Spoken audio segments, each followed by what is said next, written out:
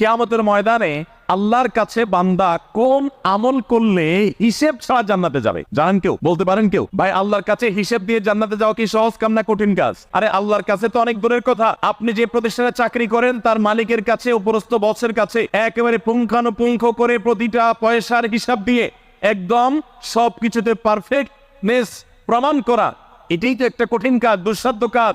সেখানে সারা জীবনের হিসাব আল্লাহর কাছে দিয়ে পাই পাই করে তারপর আপনি জান্নাতে যাবেন, বিষয়টা এত সহজ না।